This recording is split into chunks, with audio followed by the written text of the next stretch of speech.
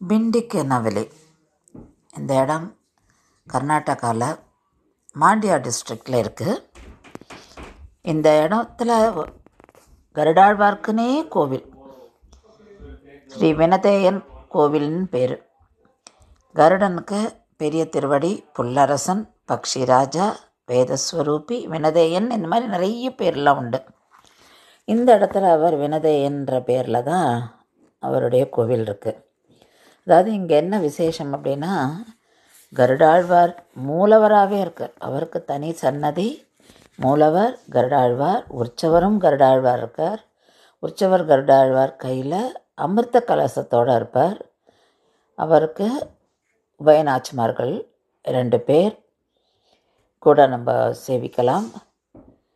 இங்கே எப்படி கருடர் தங்கினார் அப்படின்னா, கருட வாகனம் பண்ணி எடுத்துகிட்டு போகிறா காஞ்சிபுரத்துலேருந்து கர்நாடகாவுக்கு. அப்போது கருடர் இங்கே இந்த இடத்துல சென்னகேசவ பெருமாள் இருக்கிறத உணர்ந்து அவர் என்ன பண்ணுறார், இங்கே இருக்கணும்னு ஆசைப்படுறார். அது எப்படி அவர் சொல்கிறாருன்னா, அந்த ஊரில் இருக்கிற ஆளுக்கு, இந்த வில்லேஜ் ஹெட்மேனுக்கு கனவில் சொல்கிறார், இந்த மாதிரி நான் இந்த இடத்த விட்டு போக போகிறதில்ல, என்னை இங்கேயே இருக்க வச்சுக்கோங்க அப்படின்னு.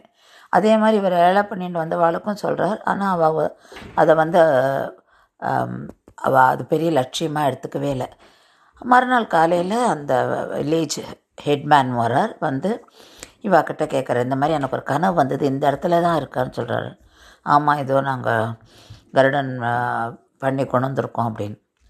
அப்புறம் அவளுக்குள்ளே பேசி, இல்லை எங்கேயுமே எடுத்துகிட்டு போக வேண்டாம் அப்படின்னு சொல்லி அங்கேயே தங்கிடுறார்.